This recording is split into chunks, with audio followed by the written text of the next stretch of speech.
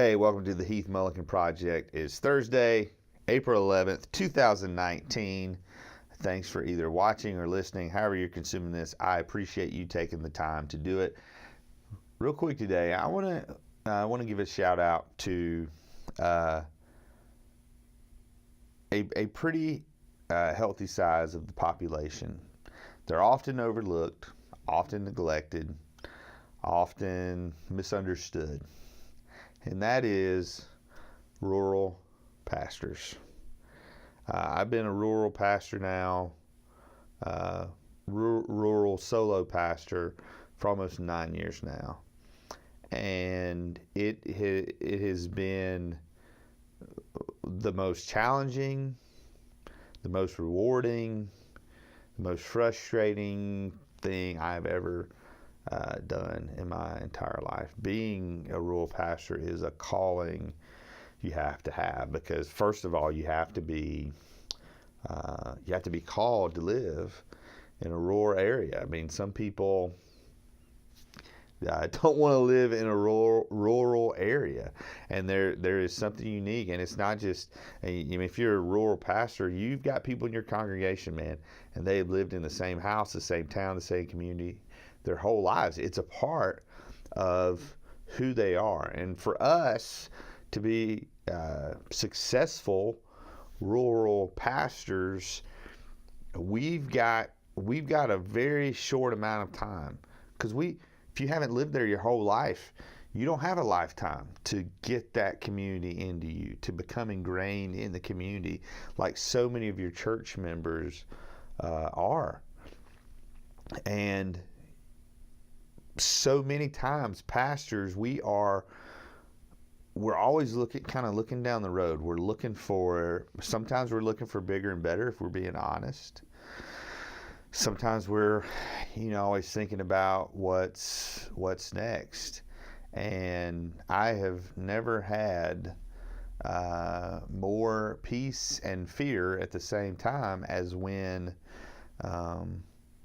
I realize that this is where I truly want to be, that this is, for this hopefully very long season of my life, this is where I want to live. The fact of the matter is, rural communities are hard because so many people in the church, they've lived there their whole lives, man. They may have even gone to that church their entire life. And so when you have pastors come in and they only stay a couple of years, because here's the thing, people can sense.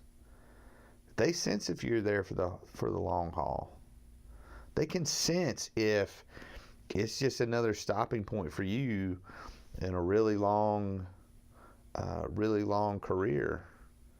And at the heart of any ministry, but especially rural ministry, is trust and bonding and friendship. Now, I'm 9 years in. I'm still stinking at some of this. Like, I wish I was coming from a position of I have all the answers. I don't have all the answers. I'm still struggling. I wish I could tell you how successful I had been and how successful church had been. But I just want to encourage rural pastors that what you're doing is absolutely worth it. So many studies keep coming out talking about the impact of the opioid crisis on the rural communities. The fact is, over the last 20 years, man, our rural communities have really been struggling. A lot of manufacturing has moved out. People have moved out. People who lived there their entire lives, who thought they would never leave, have been forced, just by circumstance, to move out of their community. And there are a lot of obstacles with rural ministry, and it can be really, really hard. And some people are just really tough to crack. Because they don't, sometimes they're not trusting of outsiders. And again, I don't have the answers to all this. But if you're a rural pastor out there, you just need to know it's worth it. I believe that with all my heart. I believe it's worth it to settle down and serve one church for an extended period of time. I cannot tell you how being at Oakway for 9 years has enriched my life and enriched my family's life. I can't imagine. I've served at a lot of great churches. I've been to a lot of great churches. I can't imagine, though, being what we've been through anywhere else. Because at the heart of the rural church is family. And our family made the choice once, Karen started getting sick. We made the choice to open ourselves up and to be transparent and to be honest and to show, how flawed we were. And we were met with love, unconditional love. And it has been the greatest thing. I think a lot of pastors, we go into situations and we think people expect us to be perfect, and I think people just want us to be real. They want us to know that we struggle with things just like they do, and it's only by the power of the Holy Spirit that we overcome.